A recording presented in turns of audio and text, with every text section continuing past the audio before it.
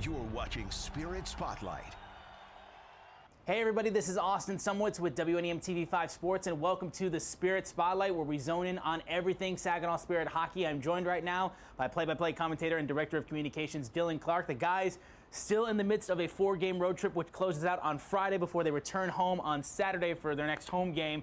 And coming out of this past weekend, 3 crucial points in the standing, one of which came in a shootout where they came back against North Bay. I mean, talk to me about right now how the team's coming out. I know you guys got home really late after that Sunday game, but like, how's the team feeling coming out of this weekend? Yeah, you know, I don't think that's the way that anybody draws up, getting 3 points out of 6 on the road trip. Got really enjoyable game on Thursday, the overtime win against Barrie. Sebastian Gervais was, you know, one of the better players over the weekend for the Spirit, but you know, I think in that game particularly, he gets the assist on the regulation goal from Jacob Kaluche, and then Carson Harmer needed one. Carson Harmer got one at a pretty good time in overtime. 3 wildly entertaining hockey games. The Saturday night in Barrie, that one it slipped away in the dying seconds. That was a tough one to see it go that way. But I think the biggest positive you pull from that game is similar to Thursday night and really so many games this year. Stepan Shurigan was fantastic. We're looking at 4, 5, 6 highlight reel saves from him every night at this point. So it's kind of an embarrassment of riches that way as far as his performances go. And then Dima Zhilkin pulls out 4 goals on Sunday. Does. Yeah, and was hoping for maybe he had one chance for a 5th in OT, and then a shootout goal wouldn't have counted anyway, but would have gone a long way. So they fall in a shootout there, but I think the way you look at it is they were down 4-1 at the end of the first period to North Bay. So that game could have gone a lot differently. Zhilkin puts together a really solid performance. Again, another Sebastian Gervais goal in that game. So you're okay with, I think, walking out of North Bay with a point when you're down 4-1 at the end of the first period. I feel like that's an easy statement to say for sure. Now, you mentioned Shurigan. I mean, we talked about it already this year, how he's finding his place in net and really taking over that starting position. And just with 2 performances where he gets 38 saves in 2 games over this past week. I mean, talk to me about how you've seen him really shine in that role, and especially in nights where like the margins are so small and a save really means so much. I feel like when you're in net in these types of games. Yeah, if he doesn't have those performances all weekend long, the Spirit probably don't walk out of there with any points. He held things together in a really good scoreless game against Sudbury, and again, that's why you hate to see it kind of go the way that it did with his performance. But I think the biggest thing from him right now, like he's such a confident, athletic goaltender, and he's got the size. He's 6'5", and when you couple that with that raw athletic ability and the speed, I mean, it makes for just such a powerhouse in net. So I think the confidence was something early on that you got to build it up. You can't just flip a switch and drop a kid into a new country where he doesn't speak the language, into a new league with new teammates, and just expect him to be lights out right away. Sure. I think watching him build his confidence has been one of the more entertaining things to watch, I think. And then everything else has kind of followed that. He's playing really solid hockey right now, and yeah, a big part of the reason why the Spirit did grab 3 points on the weekend. And we've seen how well, I mean, Dima Zhilkin's played all year. I mean, 4 goals against North Bay, being able to help create that comeback performance to take that point away as you guys get ready for Friday night when you'll be traveling to Windsor. I mean, talk to me how big that, he just seemed like such a boost of energy to a team that was fighting to try to be able to even things up, and North Bay was able to pull away bit by bit, but Dima was always there being able to like find his opportunities and make them count. Yeah, he's a special player, and the way that he plays, again, he's listed as 5'10", but he plays like a lot of guys that clock in at 6'4". He'll run anybody off the puck, and he had to do it a number of times in that game. And then the offensive tools are on display alongside the physicality. So I honestly, with the way he's played at some points, it's a little surprising that that's his first 4-goal game.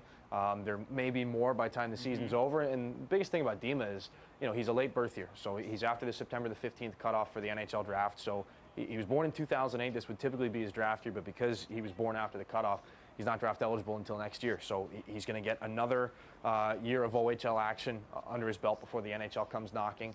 And I mean, he's already in conversations for it. I think we talked about it last week. Yeah. Just the really early draft rankings. He's already getting his name thrown around, and if he keeps having 4-goal games like that, and even on the nights when he doesn't find the back of the net 4 times, you notice him every time he's on the ice, offensively, defensively, physically. He's dropped the gloves a couple of times, and again, it's always funny because he's the nicest kid in the world off the ice, and you never dream of him throwing knuckles around, but he has done it. He can do it pretty well, and yeah, just kind of an all situations guy for the Spirit. And I mean, you didn't mention it, just another year until he gets that NHL draft eligible year. And we know his future is bright. 2 guys that also have a really bright future just announced recently their commitment, overage guys, with Sebastian Gervais and James Guo. I mean, can you talk to me about those guys, their commitments, and now what's ahead of them in their hockey journeys? Yeah, it's exciting. Again, one of the biggest parts about the rule change in the last couple of years is our overage players. They can go play NCAA hockey once their OHL journeys are done.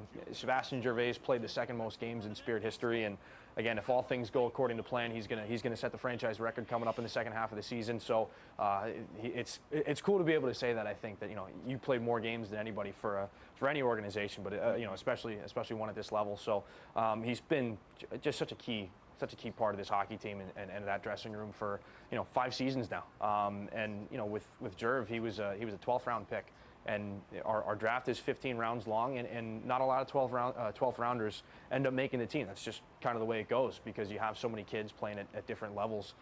So to see him not only make the team all those years ago, there was trouble at the border because it was coming right out of COVID. He almost didn't make training camp. So they told him, I think he was going to go through Windsor, and they told him to go through Sarnia or vice versa. They told him to go through a different border and encouraged him to still come to camp. he did. He came to camp, made the team, and 5 years later, he's almost the franchise's record holder for games played. And now the next journey, the next chapter for him is he's going to go play at Clarkson next year. So excited for Jervy, and then for James Go too. He's been a mainstay in this hockey team on the blue line for this is his third or fourth season now. Came over in a trade with Peterborough in 2023, and just to see him kind of put the pieces together just consistently. He's turned himself into a really reliable defenseman. A lot of offensive upside as well. He's having his best offensive year right now from a points per game standpoint, and yeah, he's the older guy on there on the blue line right now, so he gets to kind of guide the development of guys like Levi Harper and Hayden Barch and Blake Barnes, and just kind of show him the ropes and do whatever he can to teach him the ways of the OHL player. We don't have a lot of defensemen that have played more than 100 games in the OHL on the back end right now. James is the elder statesman. He's done a great job, I know, teaching the guys and kind of being an example for him that way, and he'll go play at RPI once the year is over as well. So really excited for the NCAA commitments for our two overage players right now. Their journeys are just beginning here in the OHL. It's going to be exciting to see what they do when they leave here. So it's been awesome to see those commitments announced now. Going back to this team, back-to-back coming up on Friday and Saturday against the leaders of the conference in the Windsor Spitfires. Talk to me right now. Just getting them first at Windsor, then coming back here at home for your guys' first home game in a minute when you guys will host the Spitfires on Saturday night. Talk to me about this matchup. We've seen them twice already this year, and the Spirit have been able to get the upper edges on these games, including one, I believe it was a shootout, it might have been? Yeah, come from behind victory in the shootout in Windsor. So maybe a little bit of magic there in that building. We'll see. You'd like to not need it to be a come from behind victory, because this team's demonstrated they can hang with a team like Windsor. They're at the top of the Western Conference. Everybody's good in this league. Everybody can find the back of the net. This Windsor team's done it maybe a little bit better than most, but like we said, I would say it's safe to bet on a couple strong performances from Stepan Shurgin. He's played the most hockey out of any goaltender in our league, and I looked at the beginning of last week and I haven't looked yet here this week, but he had made the most saves as well. So he's warm, I think, is probably the best way to put it. Stepan Shurgin is warm, and he'll look to keep that going against this team this weekend.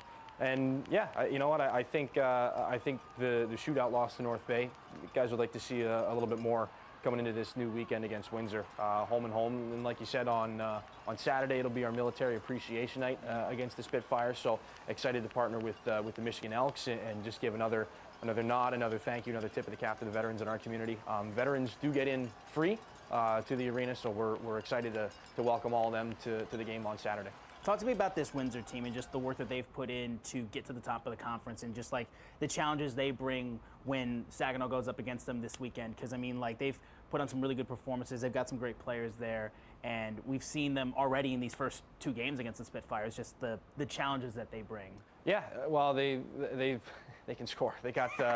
I know that seems a little bit simple, but I think the best illustration of it is their top line. Liam Greentree's a first rounder. He's their captain. First rounder to the Los Angeles Kings. Jack Nesbitt, first rounder to the Philadelphia Flyers. Ethan Belchez is a projected probably top 5 pick in this year's NHL draft. He's one of the league's leading goal scorers. So those guys all play together for the most part. They're all up above, I think, 6'4". So they not only do they have the skill, but they've got the size to go along with it, and they can just kind of go wherever they want on the ice more often than not. Now again, so the game's going to be, I think, containing them as best you can, and they've got more talent further down the lineup. But we could kind of talk about that for a couple hours. I think just the scoring opportunities on both of these teams really. You want to talk about NHL drafted or NHL draft eligible prospects. Nikita Klepov's, he's in his NHL draft season. We've talked about him a lot. So I think from a scoring standpoint, that's going to be Saginaw's best answer. But no, I think that top line is probably the number one thing on the whiteboard right now in the Spirit dressing room. Yeah, you mentioned Klepov. All year long, it feels like this guy has really been able to make noise in this league and made an instant impact when he came to Saginaw this year. Can you talk to me about just like the weight on his shoulders and what the team kind of expects out of him in big games like this, where you're going up against the leaders of the West? Well, yeah, I don't know if it falls squarely on him. I think there's pressure on everybody. Sure. It's 12 guys up front, kind of trying to carry the load all together, but he plays a different game. He plays with that extra speed. I think might catch some people by surprise. And the hands have been on display more than a couple of times. He had a couple of chances this weekend that if he stick handles through everybody, if he finds the back of the net, it's on all the highlight tapes. But just a couple of inches off here and there. So I would expect some more of that from him. He's going to the CHL USA Top Prospects game coming up at the end of this month, the 26th and 27th, I want to say, up in Western Canada. So exciting opportunity for him. One of those instances where he might be missed around here for a little bit, but no, he's got a lot of tools, and I know that he's working on sharpening those here. I think he puts a lot of pressure on himself, you know, and it's hard not to when you're 17, 18 years old playing in a league like this. But you know, you learn how to navigate that because you're going to have to navigate it at the NHL level as well. And the guys that learn how to navigate it the best, they go on to have the most successful careers. And you know, he's kind of shrugged off the nerves, I think, if there were any at the beginning. That's for sure. Now, lastly, just talking about this home game coming up on Saturday night against Windsor. I mean, like, we know the atmosphere. I'm sure you've just grown to learn the atmosphere here at the Dow Event Center on big games like this on a Saturday night. I mean, for people who've never experienced Saginaw Spirit hockey in person, what's the atmosphere like just for fans coming to the Dow Event Center? Yeah, it's a good question. It's rowdy, I think might be the best way to put it, especially when we get some close games. Gone to a lot of overtime games this year. I don't know. It's tough to predict that and tough to guarantee it. I don't know. Sometimes it would be maybe nicer to solve things in regulation, just from just to save the personal nerves there. Sometimes, you know, I get a little jacked up during the games, the heartbeat going pretty fast. But I know that's the experience for all the fans as well. So that's why we love this game so much. It's nonstop action, it's nonstop thrills, and we've had the best games this year, I think, against Windsor from an entertainment standpoint. Doubleheader between the Spirit and the Windsor Spitfires starting up on Friday night. They'll be at Windsor, and then they come home on Saturday night. Puck drop is scheduled for 7:05 against the Spirit and the Spitfires here at the Dow Event Center. If you're interested on coming out and seeing the game live, tickets are available. Check out SaginawSpirit.com for all your ticketing information. Dylan, thank you so much for joining me this week. Always a pleasure talking with you. Thank you. And then I'm Austin Sumwitz with WNEM TV5 Sports. This has been the Spirit Spotlight. Go Spirit.